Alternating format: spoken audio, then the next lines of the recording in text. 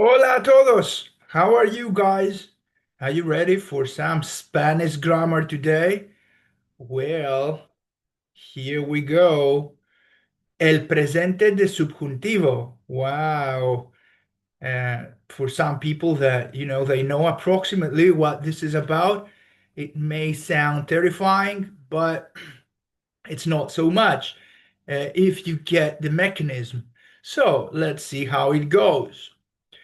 El subjuntivo es un modo verbal. Otros modos verbales son el indicativo y el imperativo. Órdenes. El subjuntivo is a verb mood. Other verb moods are the indicative and the imperative, which shows commands. Okay, this is a piece of information that maybe practically has no value, but I just wrote that here to show that these are not el subjuntivo is not a tense.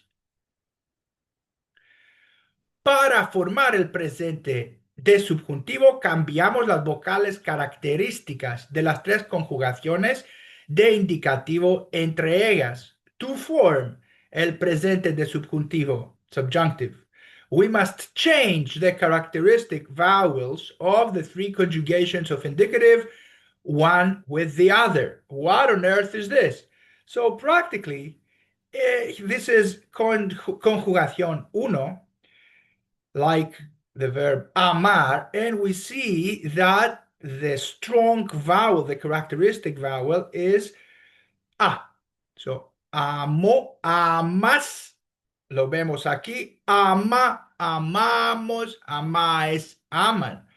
But in order to change the indicative into el indicativo into el subjuntivo, we have to change the vowel from a to e. So it will look like a second or a third conjugation verb. So el subjuntivo de amar es ame, ames, ame, amemos, améis, amen. Similarly, the strong vowel of the second conjugation is e. So bebo, bebes, bebe. But in order to change a verb of the second conjugation to the subjunctive, el subjuntivo, again, for once more, I have to change the vowel. So I'll make it look like a first conjugation verb. So beba, bebas, beba, bebamos, bebáis, beban. Similarly, when it comes to conjugation three, the strong vowel is mainly e. Okay, there are some forms with e, vivimos, vivís, but mainly it's e. So for once more, like it happened with the second conjugation, conjugación, we have to change as the e into a. So we'll make it for once more to look like a first conjugation verb. So viva, vivas, viva, vivamos, viváis, vivan. Okay, that's the mechanism. So I change the vowels of the conjugations entre ellas, one with the other. And okay, let's see it here. I think this is it makes the whole thing clearer. So amar, we see here the strong vowel that is a, and I have to change that a into e. So ame, ames, ame, ame, amemos, améis, amen. Beber, that is a verb of the second conjugation. We can see it's strong vowel, that is e, but I have to change it into a to form el subjuntivo. So beba, bebas, beba, bebamos, bebáis, beban. Similarly, vivir, that we explained that e is mainly the strong vowel. For once more, like it happened here, I have to change that e into a. And I'll make it for once more look like a verb of the first conjugation. So the final subjunctive, subjuntivo form will be viva, vivas, viva, vivamos, viváis, vivan. But of course, this is about los verbos regulares, the regular verbs, because you know that in Spanish there is always that little or bigger problem with the irregular verbs. So let's observe. So, verbos irregulares que en la primera persona de presente de indicativo tienen al final de su raíz el consonante G, J o el consonante doble SK, mantienen esta raíz. Los sufijos son los mismos con los verbos regulares. Irregular verbs, the stem of which finishes in G. Tengo, caigo, digo. J, oops, okay, it's there. Cojo, here it is, escojo, right? O el consonante doble Q, traduzco, here it is. Conozco, traduzco, okay? Mantienen esta raíz. So all these verbs like tengo, that later they don't maintain that good. Tengo, tienes, tiene. Or conozco, conoces, conoce. Cojo, coges, coge. But when I have to form the subjunctive, I maintain that irregularity that appears only in the first person. So, el subjuntivo, el presente de subjuntivo de tener es tenga, tengas, tenga, tengamos, tengáis, tengan. De traducir, el presente de subjuntivo de traducir es traduzca, traduzcas, traduzca, traduzcamos, traduzcáis, traduzcan. And similarly, coja con J, cojas, coja, cojamos, cojáis, cojan. Another problem appears with verbs that involve diptogación o el cambio vocálico. Let's see. Verbos con diptogación. El E que cambia por IE, diptongo. El O que cambia por UE. Cambio vocálico. This means that I change a vowel. So I have in my infinitive E, but when I conjugate the verb, that I appears. O en huir, que cambian, they change este I en Y. Mantienen la irregularidad en el presente del subjuntivo. Los sufijos permanecen los mismos. Vamos a ver. Verbs with diptongación. El E, pensar, en IE, pienso. Diptongación, cerar, ciero. O diptongación que cambia el O por UE. Volar, vuelo. Contar, cuento. Yeah? Or with vowel change. Or verbs that finish in huir, que cambian este I. Here it is. En Y, intuir, intuyo.